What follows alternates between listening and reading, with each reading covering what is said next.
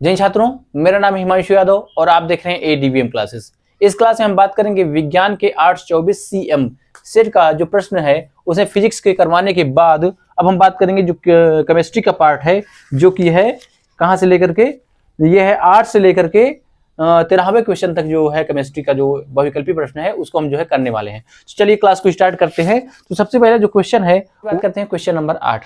Question number 8 कहता है कि C6H6 में कार्बन की वैलेंसी क्या है या संयोजकता क्या है। देखिए संयोजकता जो है क्या है, यहाँ पे C6H6 है। आपको पता होना चाहिए संयोजकता क्या होती है। किसी परमाणु के बाह्यतम कोश में इलेक्ट्रॉन को ग्रहण करने की क्षमता या त्यागने की क्षमता क्या बोलते हैं, संयोजकता बोलते हैं या वैलेंसी बोलते हैं। तो कार्बन की बात करें, कार्बन में क्या होता है 6 इसका परमाणु क्रमांक होता है, इसका इलेक्ट्रॉनिक विन्यास बनाएंगे 2,4, मतलब कि 4 इलेक्ट्रॉन को क्या कर सकता है, ये अपने अष्टक में रख सकता है, ग्रहण कर सकता है, इसमें क्षमता है। तो इसकी जो वैलेंसी होगी, संयोजकता होगी, वो कितनी हो जाएगी, वो 4 हो जाएगी। ठीक है, तो कहने का मतलब ये है कि चाहे C6H6 दिया हो, चाहे C6H12 दिया हो, चाहे C6H कुछ भी दिया हो, हमेशा कार्बन की जो वैलेंसी होगी वो क्या होगी, वो 4 ही होगी। इसके अलावा अगर कार्बन की बात करें, कार्बन का जो परमाणु क्रमांक है तो ये 6 होता है, लेकिन परमाणु भार कितना होता है, परमाणु भार होता है 12। इसके अलावा कार्बन के अपर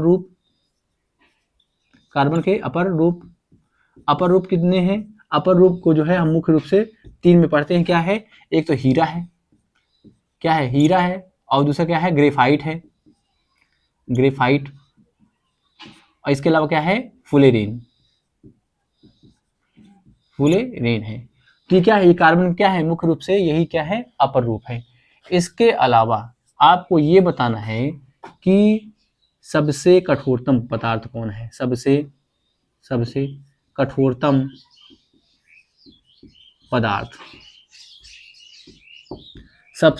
पदार्थ का नाम क्या करना है, आपको बताना है क्वेश्चन नंबर 1 में। क्वेश्चन नंबर 8 में अब बात करते हैं क्वेश्चन नंबर 9।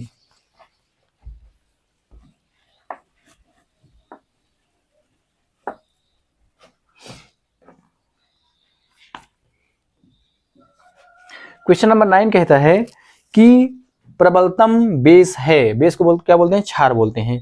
प्रबलतम बेस है क्या है, NaOH, NH4OH या CuOH का होल ट्वाइस या AlOH का होल थ्राइस। देखिए प्रबलतम बेस कौन हो सकता है, किसी भी जो धातु जितना ज्यादा क्या होगी, रिएक्टिव होगी, वो क्या होगी, उतना ही प्रबलतम बेस बनाएगी। जैसे कि अगर जो है हम बात करें तो इसमें क्या है, सबसे जो है रिएक्टिव धातु कौन होती है, सोडियम होती है। इन चारों में से सबसे जो है प्रबलतम जो है धातु है वो कौन है, वो क्षार है, सॉरी वो है क्या बोलते हैं, सोडियम है। तो सोडियम का जो है क्षार, सोडियम से बना क्षार जो है वो क्या होगा, सबसे प्रबल होगा। तो इसमें का ऑप्शन नंबर कौन सा सही है, ऑप्शन नंबर ए क्या है, सही है। इसके अलावा जब ये क्या है, प्रबलतम क्षार है, इसके अगर इससे भी ज्यादा प्रबल क्षार की बात करें तो क्या है, LiOH जो है सोडियम से भी ज्यादा प्रबल है। इसके अलावा KOH ये भी क्या है, सोडियम से ज्यादा प्रबल है। तो इन तीनों को आपको याद कर लेना है, ये तीनों क्या है, ये प्रबलतम क्षार होते हैं। इसके अलावा ये प्रबलतम क्षार की बात हो गई, तो बताइए प्रबल अम्ल कौन है, प्रबल अम्ल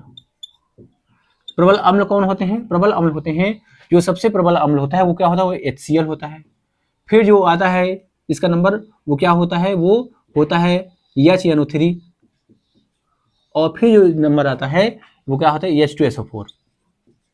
ये क्या है, ये तीनों क्या है, प्रबल है, ये तीनों क्या है, प्रबल अम्ल है, ये प्रबल अम्ल है। और इसमें सबसे ज्यादा जो प्रबल होता है वो क्या होता है, वो HCl होता है। तो पहली बात तो आपको इतना ही याद रखना है कि जो है प्रबलतम ये क्या है, ये सभी क्या है, प्रबल अम्ल हैं। इसके अलावा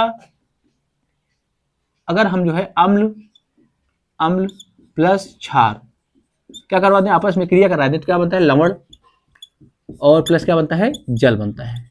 क्या बनता है, लवण प्लस जल बनता है। तो आपको बताना है कि अम्ल और क्षार को जो है आपस में अभिक्रिया कराने पर क्या बनता है, लवण और जल बनता है। इस अभिक्रिया का नाम क्या है। ठीक है, तो अब देखते हैं क्वेश्चन नंबर 10। बात करते हैं क्वेश्चन नंबर 10।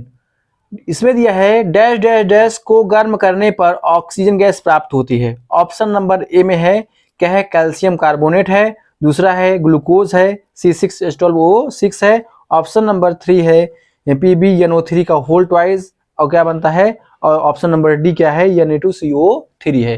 तो देखिए इसकी बात करेंगे, इसमें अगर बात करेंगे तो ऑप्शन नंबर क्या है, ऑप्शन नंबर सी क्या है, सही है। लेकिन जो हमको क्या करना है, इसका जो है पोस्टमार्टम करना है। तो देखिए ऑप्शन नंबर क्या है, फर्स्ट क्या दिया है, CaCO3। इसको क्या करना है, हमको जो है गर्म करेंगे तो जो है कैल्शियम कार्बोनेट जो बनता है वो कैल्शियम ऑक्साइड बनता है प्लस जो है CO2 बनता है। तो यहाँ पे ऑक्सीजन गैस तो रिलीज नहीं हो रही, तो ये क्या है, ऑप्शन नंबर क्या है, ये गलत हो जाएगा। फिर बी को देखेंगे, ये क्या है, C6H12O6। इसको अगर हम जो है क्या करेंगे, गर्म करेंगे तो कार्बन प्लस क्या होता है, H2O में क्या हो जाता है, इसका अपघटन हो जाता है, सॉरी विखंडन हो जाता है। तो क्या है, यहाँ पर भी जो है H2O नहीं है। ठीक है, तो अब बात करेंगे option number C. Option number C क्या है, PbNO3 लेड नाइट्रेट है का होल ट्वाइस। इसको गर्म करेंगे तो ये बनता है लेड ऑक्साइड, PbO। मैं यहाँ पे बैलेंस नहीं कर रहा हूँ, मुझे बताना है बस क्या है, यहाँ पे लेड ऑक्साइड बनता है और फिर क्या बनता है, NO2 बनता है और प्लस क्या होता है, यहाँ पे ऑक्सीजन गैस बनती है। तो देखिए ये क्या हो गया, यहाँ पे ऑक्सीजन गैस निकल रही। तो ये ऑप्शन नंबर क्या है, सी क्या है, सही है। ये क्या है, लेड ऑक्साइड होता है, ये ब्राउन कलर का होता है, सॉरी ये जो है पीले कलर का होता है, ये पिंक होता है, सॉरी पीले कलर, येलो, ये येलो होता है, ये क्या होता है, ये ब्राउन होता है। और ऑक्सीजन गैस क्या होती है, रंगहीन होती है, क्या होती है, कलरलेस होती है, रंगहीन होती है। ऑक्सीजन गैस क्या होती है, रंगहीन होती है। ऑप्शन नंबर डी देख लेते हैं, डी क्या है, Na2CO3। Na2CO3 को गर्म करने पर ये जो है इसमें कुछ प्राप्त नहीं होता। ये क्या होता है, एक जो है स्थायी कंपाउंड होता है। ठीक है, तो ऑप्शन नंबर क्या है, ऑप्शन नंबर इसमें जो है सी क्या है, सही है। तो इसमें इसका जो है थोड़ा और जो है इसके बारे में हम बात करेंगे, खासकर इसके बारे में, सोडियम कार्बोनेट के बारे में। सोडियम कार्बोनेट कैसे प्राप्त होता है, सोडियम कार्बोनेट प्राप्त होता है NaHCO3 को क्या कर देंगे, गर्म कर देंगे तो बनेगा Na2CO3 प्लस H2O क्या होता है, H2O प्राप्त होता है। ठीक है, तो ये क्या है, ये सोडियम बाइकार्बोनेट को गर्म करने पर क्या होता है, ये प्राप्त होता है। अब आपको बताना है कि सोडियम बाइकार्बोनेट का या कोई धावन सोडा, ये क्या है, ये खाने का सोडा है, क्या है ये खाने वाला सोडा है, का सोडा, ये खाने का सोडा है। इसका नाम क्या है, सोडियम बाइकार्बोनेट को क्या बोलते हैं, खाने का सोडा। अब आपको बताना है धावन सोडा क्या होता है, इसका जो है आपको रासायनिक सूत्र बताना है। क्या बताना है, रासायनिक सूत्र। इसको क्या करना है, कमेंट सेक्शन में आपको, हाँ इसको आपको जो है कहाँ बताना है, कमेंट सेक्शन में ही आपको इसका जो है जवाब देना है। ठीक है, तो ये रहा क्वेश्चन नंबर 10। अब बात करेंगे क्वेश्चन नंबर 11। क्वेश्चन नंबर 11 क्या कहता है कि जो है साधारण ताप पर द्रव धातु है। इसमें जो है पहला नंबर दिया है मैग्नीशियम दिया है, Mg दिया है, दूसरा नंबर दिया है Cu दिया है, और तीसरा नंबर Cr दिया है, और D क्या है, Hg है यहाँ पे। तो आपको पता होना चाहिए जो साधारण ताप पर जो Hg क्या होता है, Hg जो है साधारण ताप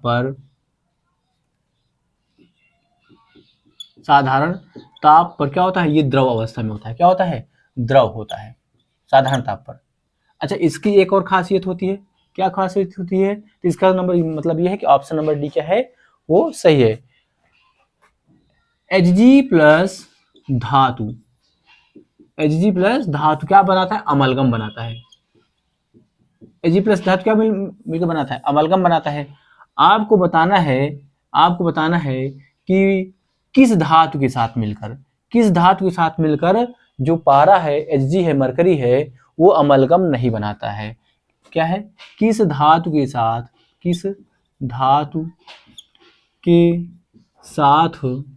Hg Hg amalgam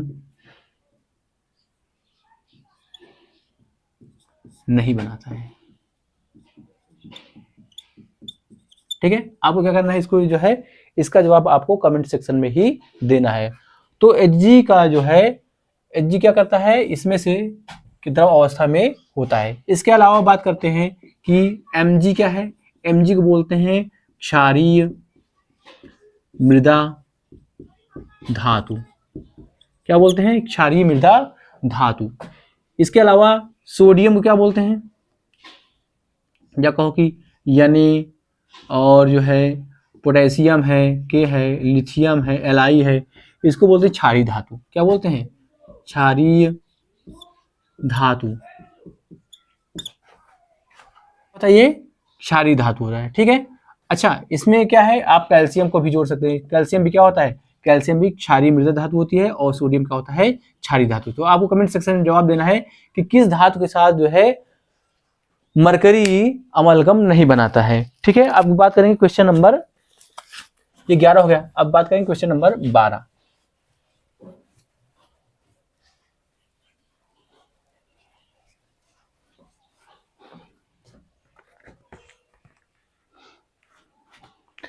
question number 12 कहता है कि अवक्षेपण अभिक्रिया है BaCl2 प्लस H2SO4 प्लस जो बनाता है वो BaSO4 प्लस HCl बनाता है।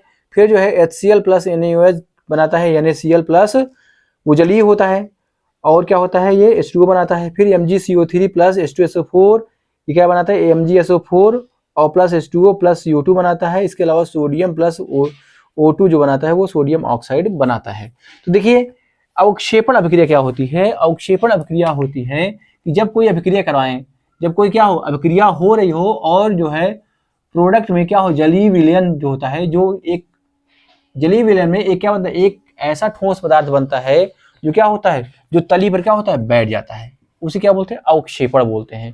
तो देखिए इसमें से जो ठोस होगा वो क्या होगा, वही अवक्षेपण में बदलेगा, और उसमें क्या होना चाहिए, उसमें जलीय होना चाहिए। क्या होना चाहिए, वो द्रवीय अवस्था में होना चाहिए। जैसे आप देखते होंगे कि पानी को गर्म कर दें अगर, तो उसमें क्या होता है, कुछ जो है छोटी छोटी क्या बनते हैं, एक जो है ठोस पदार्थ बनते हैं जो क्या होते हैं, वो तली पर बैठ जाते हैं, वही क्या होता है, अवक्षेपण होता है। तो देखिए इसमें से जो भी ठोस होगा, ठोस तो इसमें देखिए option number C, option number A और डी में क्या है, दोनों में ठोस है, लेकिन एक में क्या है, जलीय है और BaSO4। तो ऑप्शन नंबर क्या है, ऑप्शन नंबर ए क्या है, सही है इसमें।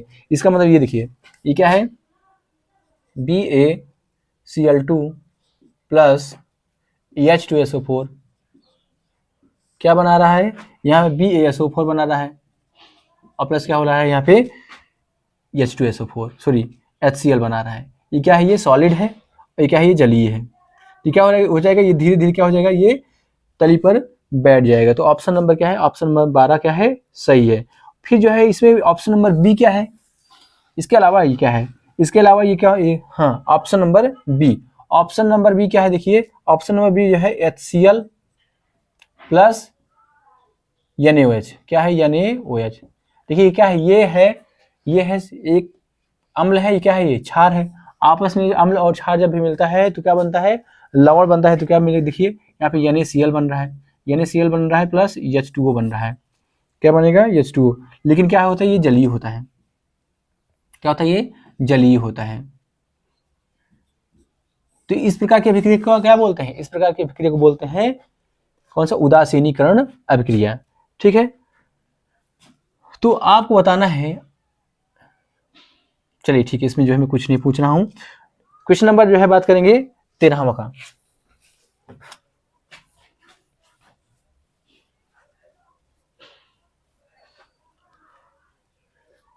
क्वेश्चन नंबर 13 का क्या कहता है कि ब्यूटेनॉल 2 का अणुसूत्र है।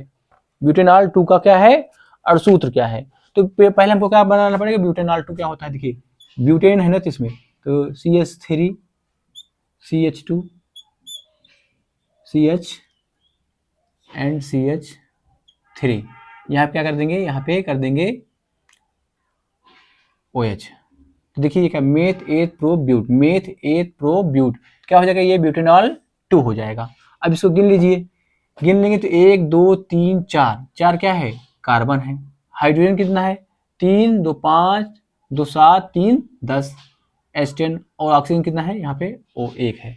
तो C4H10 क्या है यहाँ पे, C4H10O क्या है यहाँ पे, ब्यूटेनॉल 2 है। तो ऑप्शन नंबर क्या है, ऑप्शन नंबर ए क्या है, सही है। अच्छा, अब इस पे हम बात करेंगे C4H10 क्या है, ये क्या है, ये एल्केन है। क्या है ये, एल्केन, क्योंकि इसमें जो फार्मूला बैठता है वो क्या है, CnH2n H2n+2। तो क्या है, ये एल्केन है। इसके अलावा हम बात करें, जब एल्केन है तो इसका नाम क्या होगा, इसका नाम होगा मेथप्रोब्यूट, ब्यूटेन हो जाएगा। क्या हो जाएगा, ये ब्यूटेन हो जाएगा। ठीक है, तो एल्केन ये क्या है, ये एल्केन है। ठीक है, इसके अलावा जो ऑप्शन नंबर डी है वो क्या है, वो C4H8। इसमें देखिए ये क्या है, एल्कीन है। ये क्या है, ये एल्कीन है, एल्कीन का पार्ट है। तो एल्कीन का फार्मूला क्या होता है, CnH2n होता है। ठीक है, देखिए कार्बन की जो संख्या होती है, जो हाइड्रोजन की जो संख्या होती है वो कार्बन से क्या होती है, दोगुना होती है। तो क्या हो जाएगा, ये ब्यूटीन हो जाएगा। क्या हो जाएगा, ये ब्यूटीन हो जाएगा। ठीक है, उसी प्रकार अगर हम बात करेंगे क्या, ब्यूटाइन, इसका जो सामान्य सूत्र होता है वो क्या होता है, वो सॉरी हम जो है एल्काइन की बात करेंगे। एल्काइन देखो ये क्या है, एल्केन है, ये एल्कीन है। तो एल्काइन की बात करें, एल्काइन का जो फार्मूला होता है वो क्या होता है, CnH2n-2 की जो है, जो भी हाइड्रोजन की जो संख्या होगी वो कार्बन की संख्या के 2 गुने से क्या होगी, 2 कम होगी। जैसे C4 कार्बन की संख्या क्या हो जाए, 4 हो जाए, तो हाइड्रोजन की संख्या कितना होगी, 4 दूनी 8, और क्या इसमें 2 क्या कर देंगे, कम कर देंगे। तो क्या हो जाएगा, ये ब्यूटाइन हो जाएगा। ठीक है, तो क्या हो जाएगा, ये ब्यूटाइन हो जाएगा। इसके अलावा हम बात करेंगे,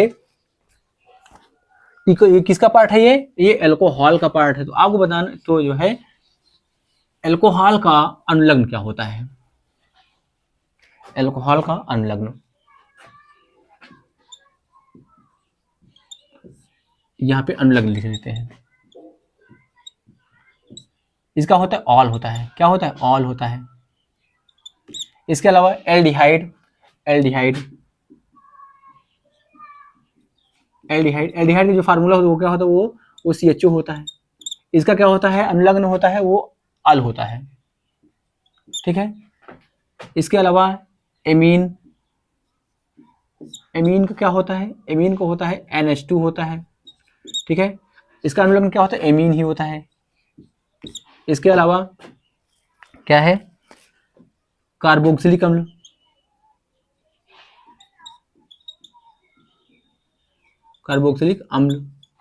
इसका जो होता है COOH होता है। इसका जो अनुलग्न होता है ओइक एसिड होता है, ओइक अम्ल। ठीक है, अब आपको बताना है एस्टर का जो है आपको जो है क्रियात्मक समूह बताना है, और इसका जो है अनुलग्न क्या करना है, बताना है। तो ये रहा केमिस्ट्री का पार्ट, ये हो गया, खत्म हो गया। मुझे उम्मीद है कि आपको ये जो है चैप्टर समझ में आया होगा, ये टॉपिक समझ में आया होगा। अगर आपको मेरा वीडियो पसंद आ रहा है तो प्लीज़ इसे लाइक कीजिए, और इसके साथ ही मेरे चैनल को सब्सक्राइब करना ना भूलें। आज के लिए इतना ही। जय हिंद, जय भारत।